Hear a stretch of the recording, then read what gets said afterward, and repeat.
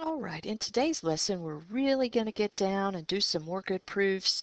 But before we do that, we need to establish our properties of congruence.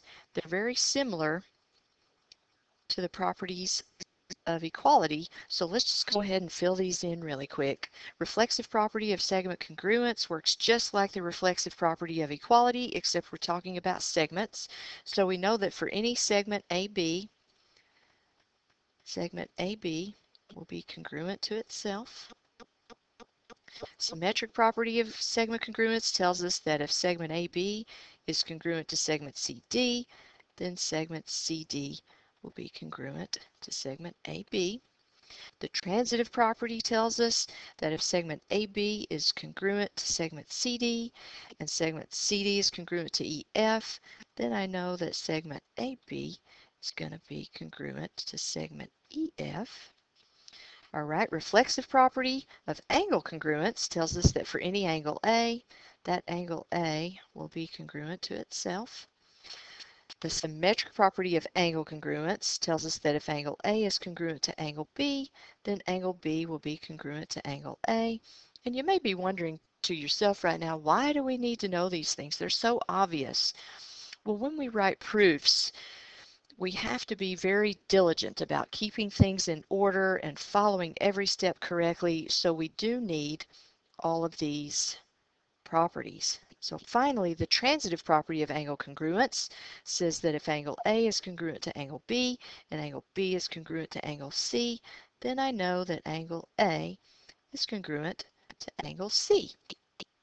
All right, so we have all those. Let's just hop right in here and do a proof.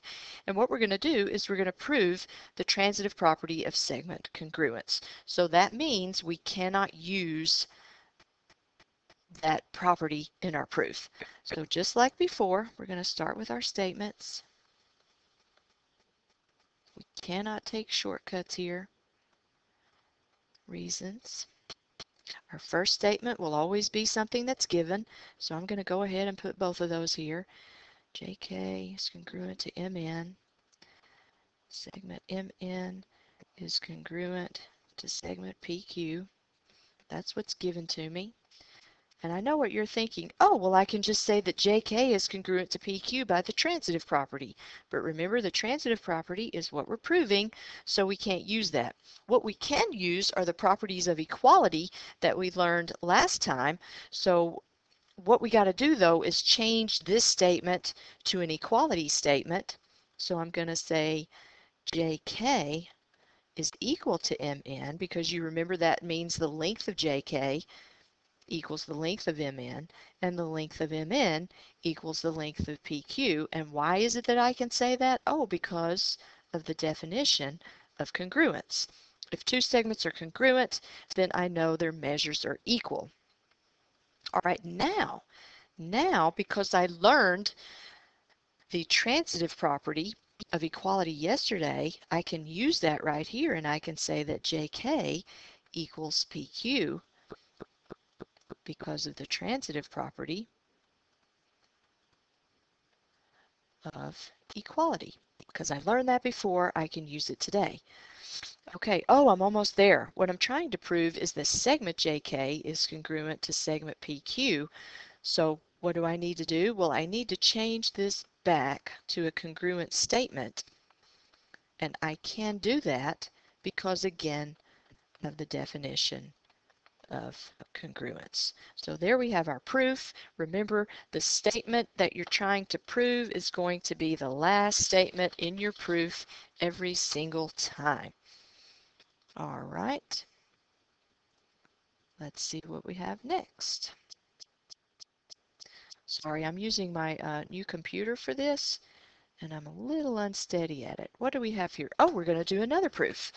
So you might want to pause here and write statements and reasons, and then we'll just come back to that. I'll do that too. Okay, so I went ahead and filled in my first statement too, right? We know it's always going to be a given statement. All right, so what are we going to do next here? Oh, well, since we just proved the transitive property of angle congruence, we can use that now, right? If angle 1 is congruent to angle 5, let me mark that. angle 1 is congruent to angle 5. Angle 5 is congruent to angle 3. Then I can say that angle 1 is congruent to angle 3 by the transitive property of congruence.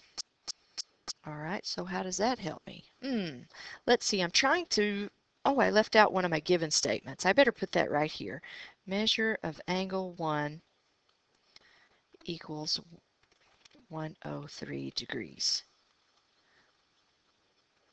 So I could have put that in my first statement, but I forgot to do that, so I'm just going to put it right there. All right. So what am I trying to get? I'm trying to prove that the measure of angle 3 is 103 degrees. So, I know that 1 is congruent to 3. I need an equality statement, so I think what I need to do here is I need to change statement number 2 to an equality statement. Say the measure of angle 1 equals the measure of angle 3. Why can I do that? Because that's the definition of congruence, right? And then I know that the measure of angle 1 is 103 from step 3, so I'm going to say that right here.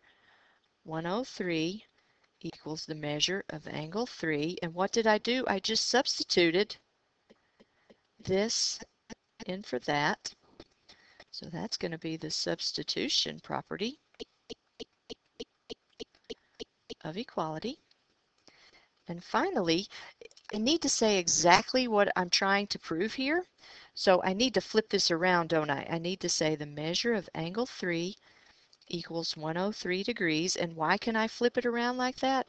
Oh, because that's the symmetric property of equality. So there we go. We have done another lovely proof. Now we've got to add some new theorems to our list. And the first one is the right angles congruence theorem. And when we use it in a proof, I'll generally just write right angles theorem. And it just tells us that all right angles are congruent. All right. Then we have a congruent supplements theorem that says if two angles are supplementary to the same angle or to congruent angles, then they are congruent. So in other words, if this angle here, measure of angle 1 plus the measure of angle 2 is 180 degrees, they're supplementary, and angles 2 and angles 3 are supplementary, in other words, the sum of their measures is 180, then I know that angle 1 is congruent to angle 3. All right, and we have that same theorem for complements, congruent complements theorem. If two angles are complementary to the same angle or to congruent angles, then those two angles will also be congruent.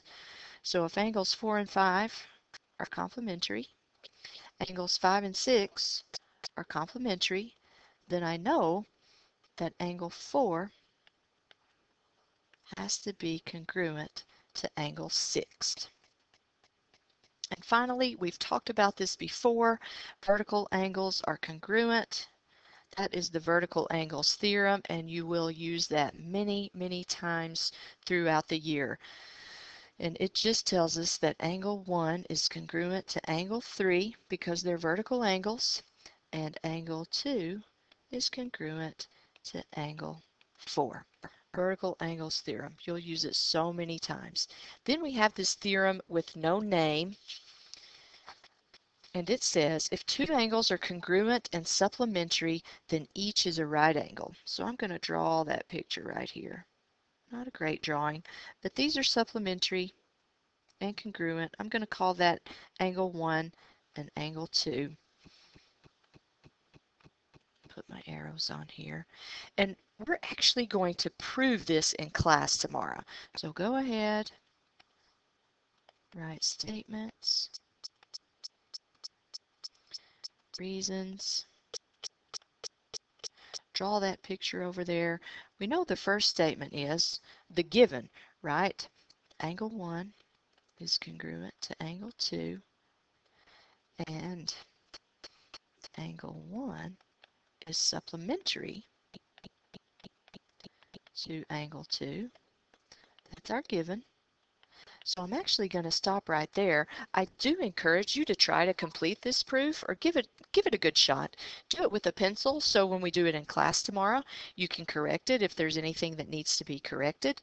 But we're going to save that and we're going to do that together if you're not able to do it tonight. All right. Now we just have a bunch of practice problems here. So this proof, this first one here, it's a tad bit long. So I'm trying to decide if I want to do that for you. Actually, what I want you to do here is to pause this video and try to do the rest of these practice problems on your own.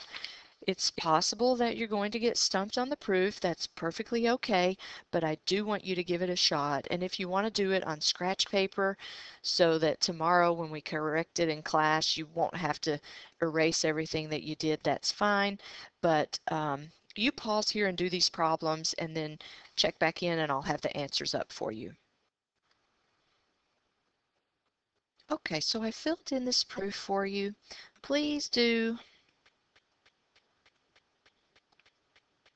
sorry, sensitive computer screen. Please do take a look at this. If you did try this, check your work. Make notes over here on the side about things that you don't understand or put stars by them so we can talk about this in class tomorrow. Come down here to the next practice problem, and this is just using what we know about angle pairs and angles and their relationships. And so check those answers, see how you did with those. Again, highlight anything that you might have a question on. Practice problem number 2. You see, you had to be careful not to think that angles 1 and 2 are vertical angles because they aren't. So what we had to do is use the linear pair postulate that tells us that angle 1 and that angle that measures 21 are a linear pair, and so are the other two. And solve for those. And then finally, again, we see we've got a linear pair, and because of the linear pair postulate, we know that those angles are supplementary, and then we just add those two, know that the sum is 180, and we end up with the angle that I've labeled as 1 being 46 degrees, and the other angle being 180 minus that, which is 134 degrees. Please do write yourself a summary. You know, I don't know what it needs to be, something that's going to help you most in remembering this lesson, and also go back up and catch your essential question, and we'll see you next time.